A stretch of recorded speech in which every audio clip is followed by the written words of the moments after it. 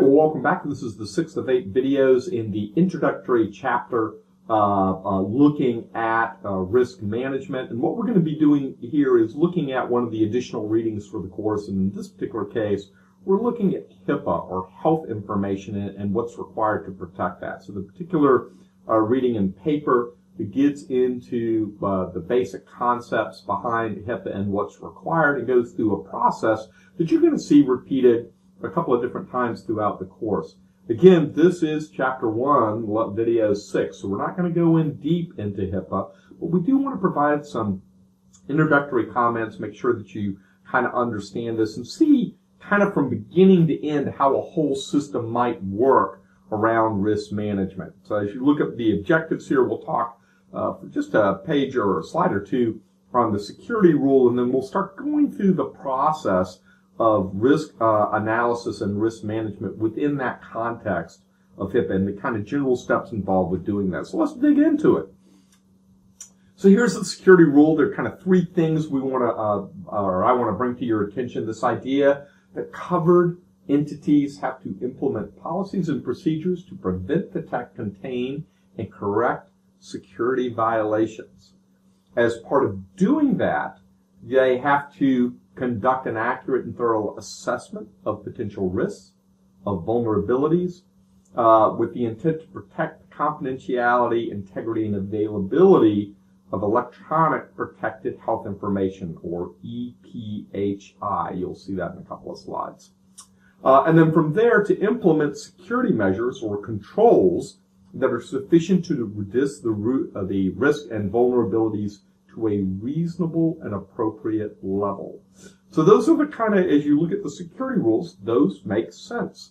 They provide very good guidance in terms of what you need to be able to do, but pretty hard to implement this. So what's the methodology? Well, before we get into the methodology, we got to understand some of the words here. So let's start with this idea of a vulnerability.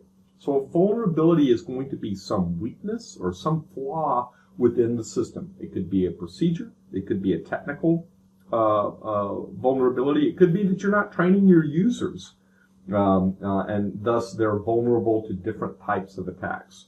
And that vulnerability could be accidentally or intentionally exploited, okay? And it results in a breach or violation of the security policy, and that means there's a breach that affects the confidentiality, integrity, or availability of information.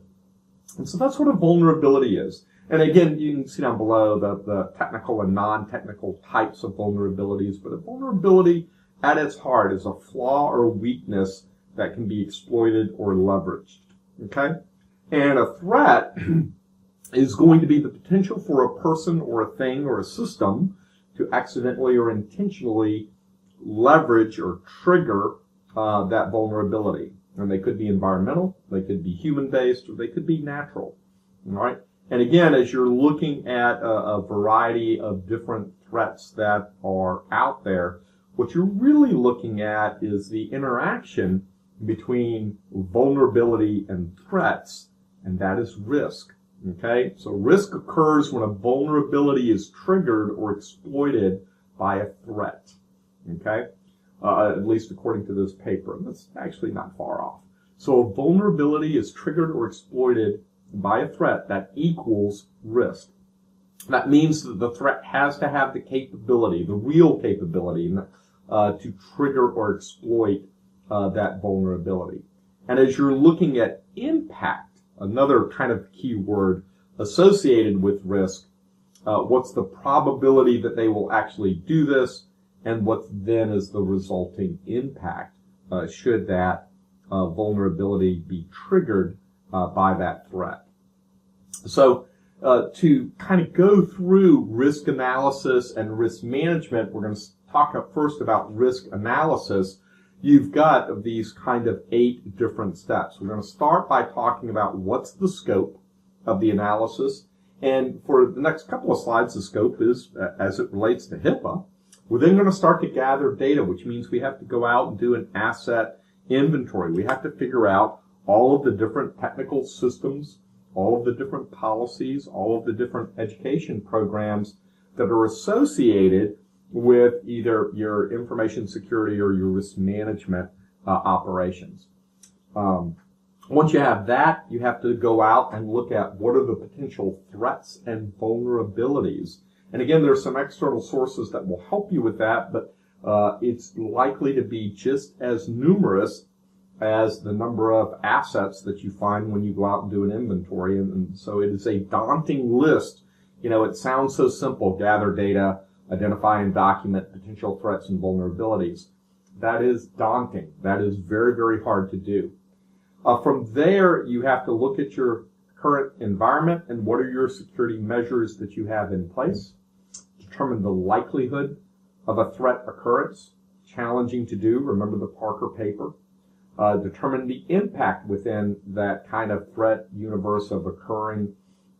That determines the amount of risk you have, and then look at what security measures that you may need to add to reduce the risk and finalize your documentation. So that's the kind of 8 steps. We'll go through each of these now pretty quickly, but again, this is hard to do. And again, that the reason it is hard to do is part of it is it's a nascent environment. Security really has, at least within the modern context, has been around for the last 40 years or so. And so there's a lot of opportunity to improve within that system. A lot of work to be done due to the complexity of implementing each of these steps. But enough of me talking about it. Let's move forward and look at these different steps. So the first one is this idea of identifying the scope of analysis. And so, again, within our context, we're looking at that McCumber cube: confidentiality, integrity, availability, while data is being stored, processed, or transmitted. Looking at the different tools in policy, education, training, and awareness, and technology. And then we're applying it within a electronic personal health information kind of scope, and we're looking at all of the different stages and forms of electronic media. All right, so that's the scope of what we're trying to do.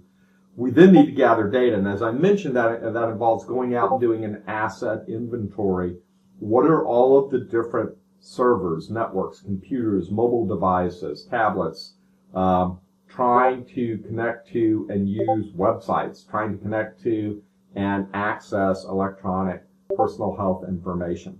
You can look at previous projects, you can do interviews, documents, you can go out and use electronic tools, which are becoming more popular in identifying what assets are out there and how they can be engaged.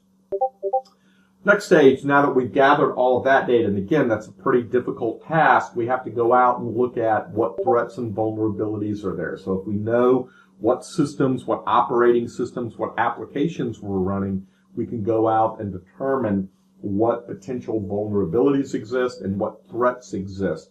Do we have everything patched to the appropriate level? Are we aware of all of the different types of attacks that could occur against that? And, you've got to look at natural attacks, you've got to look at environmental attacks, you've got to look at not attacks, but threats that are out there. Some of those are going to be technical, some of those are going to be non-technical. And again, you've got to go back and look at all of this information so that you can take your asset inventory and then compare it against the threats and vulnerabilities. But before we do that, you have to also go back to your kind of asset inventory and look at what's current security measures do you have in place? How are you doing identification, authentication, encryption? What audit controls do you have in place?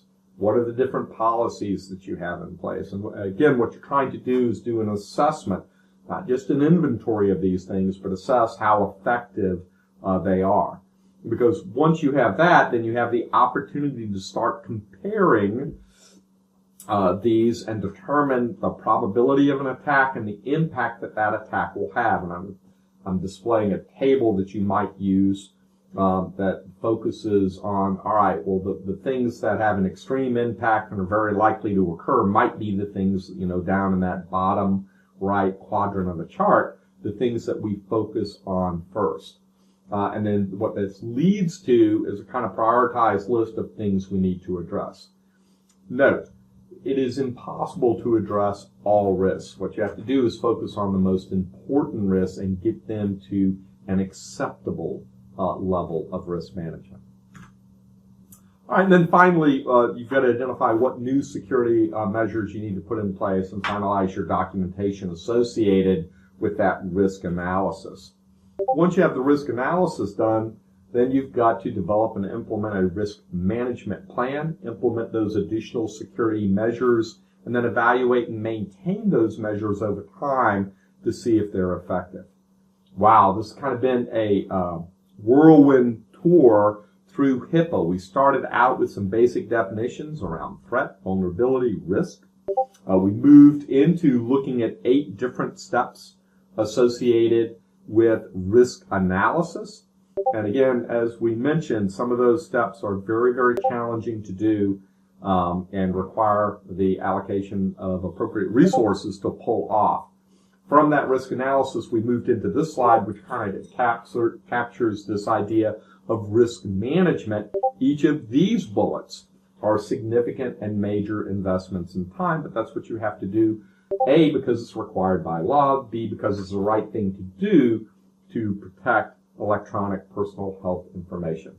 Well, look at that. We're all the way to the end. This finishes the 6th of 8 videos. Next video, we're going to be talking about, actually the next 2 videos, we're going to be talking about assessment. So we'll talk about doing well on the quizzes within this class and doing well on the final exam and the midterm. So that's all for now. Look forward to seeing you in the next videos as we continue to explore Chapter 1 in Risk Management.